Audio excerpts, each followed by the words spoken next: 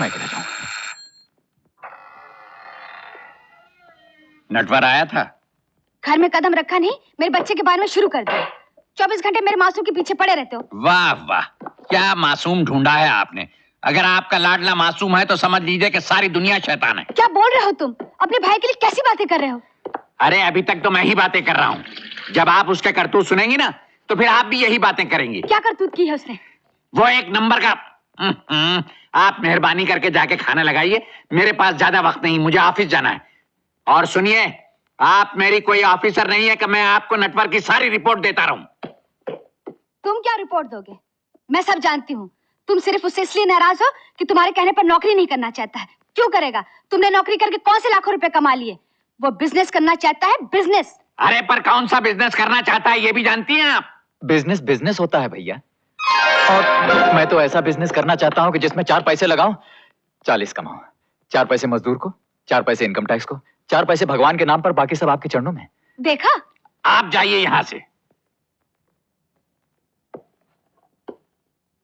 आप नीचे क्या कर रहे थे? जी वो मेरा रुमाल गिर गया था, उसे मैं उठाने की। अगर आपका रुमाल इसी तरह बार बार गिरता रहा ना तो एक दिन आप भी इस रुमाल के साथ गिर जाएंगे और फिर आपको उठाना मुश्किल हो जाएगा। जी अगली बार धागा बांध के रखूंगा, नहीं गिरेगा। बैठो। आप बैठिए। मैं कहता हूं बैठो। अरे कमाल करते हैं, बड़ा भाई खड़ा रहे, छोटा भाई बैठने की हिम्मत कैसे कर सकता है? देखा कितनी इज्जत करता है तुम्हारी। आप जाएंगी यहां से कि नहीं? जाओ यहां से। मैं जानता हूं कितनी इज्जत करता है।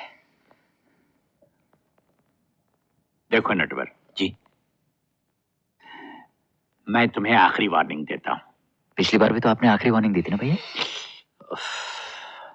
नटवर, उस नेकलेस का ख्याल दिल से निकाल दो, समझे? नेकलेस? कौन सा नेकलेस? अच्छा वो, अरे वो तो मैं अपनी भाभी माँ के लिए खरीदने वाला हूँ।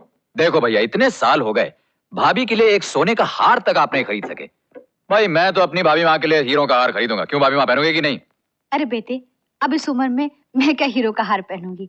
ले आना, अपनी बहू को पहनाऊंगी। बहू को बाद में पहना लेना, पहले पूरा खाना तो ले आइए। देख नटवर, वो हार इतना कीमती है कि चुराने वाला कम से कम 10 साल के लिए जाएगा। 10 साल?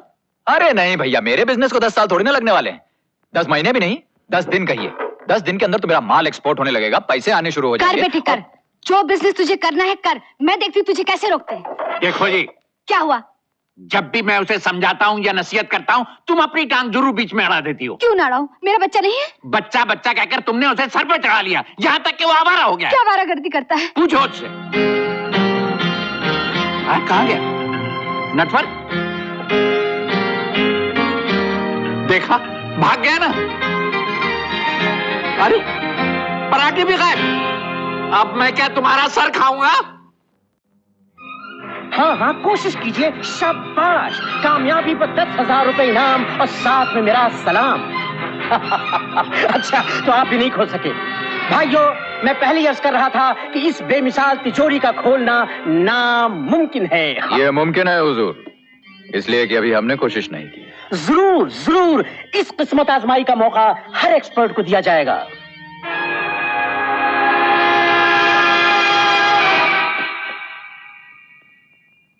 तुम वहां नहीं जाओगे। मगर मगर मगर क्यों इंस्पेक्टर साहब? इसलिए कि इसमें एक बहुत ही कीमती हार रखा है और इसकी हिफाजत करना हमारी जिम्मेदारी है। इंस्पेक्टर साहब, आपकी जिम्मेदारी तो उस वक्त शुरू होती है जब ये तिजोरी खुल जाए। लेकिन सेठ जी, आप इस आदमी को नहीं जानते। ये हाँ फरमाइए, बोलिए बोलिए, जल्दी बोलिए। ये कुछ नहीं फरमाएंगे।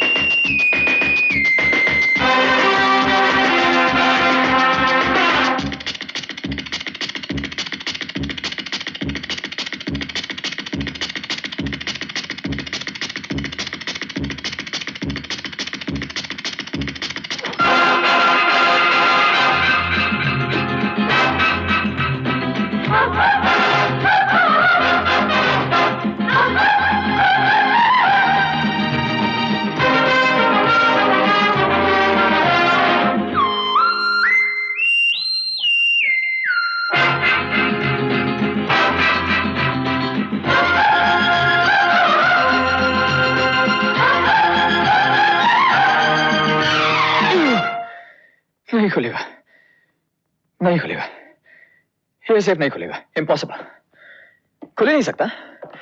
ये जो सेफ है इसे कोई नहीं खोल सकता, कोई नहीं खोल सकता, बिल्कुल नहीं, इम्पॉसिबल, इम्पॉसिबल। दोस्तों, अब ये सेफ मैं खोल के दिखलाऊंगा। ये, अब ये, फिर ये और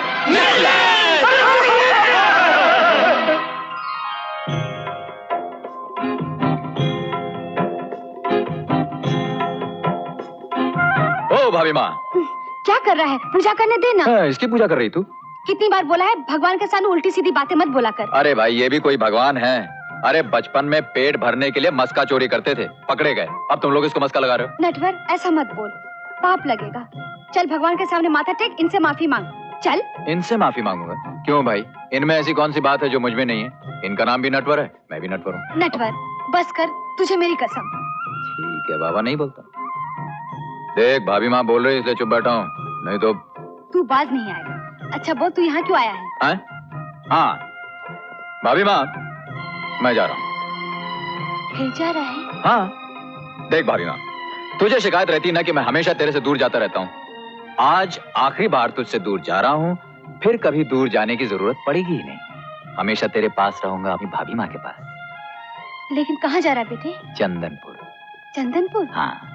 भैया से पूछा है? नहीं, उनसे नहीं पूछा, और तू बोलेगी भी कुछ नहीं, वरना सब गड़बड़ हो जाएगी। अच्छा नहीं बोलूंगी, लेकिन भगवान का आशीर्वाद तो ले ले। अरे वही तो लेने आया हूँ, चल जल्दी से आशीर्वाद दे। हाँ वेरी गुड। अच्छा भाभी माँ, सी यू। मैं जानता हूं, तुम्हें मालूम है कि वो कहाँ है। चिल्लाइए मत, पुलिस वाले हैं, खुद क्यों नहीं ढूंढ लेते? अब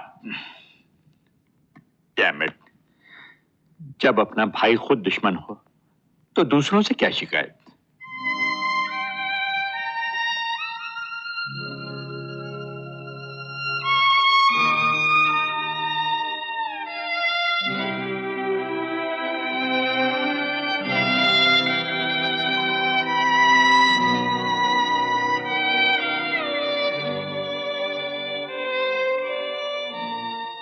मैं जानता हूं भैया, मैंने आपको बहुत दुख दिए, बहुत दुख दिए मैंने आपको, लेकिन आज मैं जिंदगी की वो जंग लड़ने जा रहा हूं जिसका मैं 20 साल से इंतजार कर रहा था। उस शैतान से टकराने जा रहा हूं जिसने मुझको आपसे और ईमानदारी और सच्चाई को मुझसे छीन लिया था।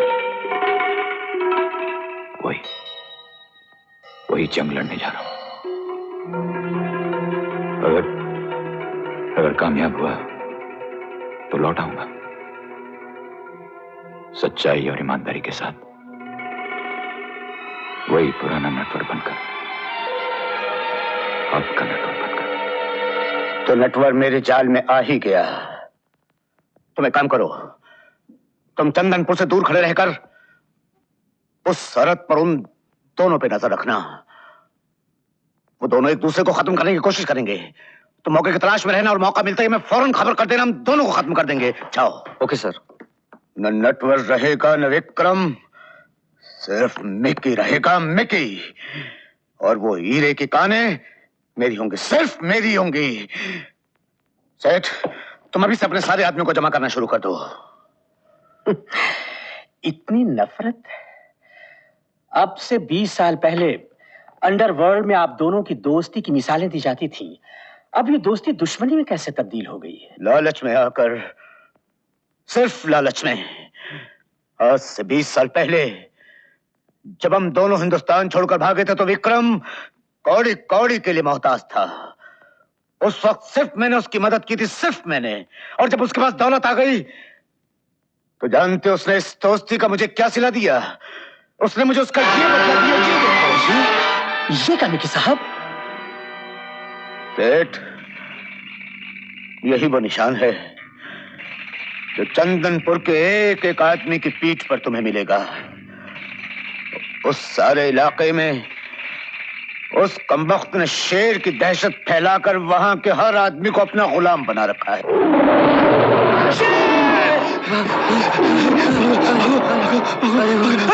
शाबाश, इसी तरह 2-2, 3-3 आदमी यहाँ लेते आओ। आहिस्ता आहिस्ता सारा गांव यहाँ जमा हो जाएगा। दुर्जन, इन्हें ले जाओ, काम पे लगा दो। सरदार, अगर आप हुक्म दें तो अभी सारा का सारा गांव उठा के ले आए। नहीं, ऐसी गलती कभी मत करना। अगर तुम सारे का सारा गांव उठा के यहाँ ले आओगे तो बीएसएफ वाले उनकी तलाश में आएंगे। इसी तरह 2-2, 3-3 आदमी उठा के लेते आओ। गांव वाले ही समझेंगे उन्हें शेर खा गया।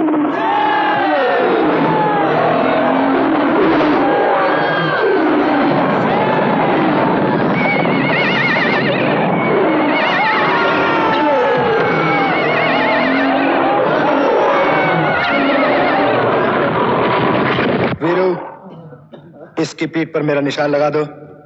मेरे गुलामों में शामिल कर लो इसे।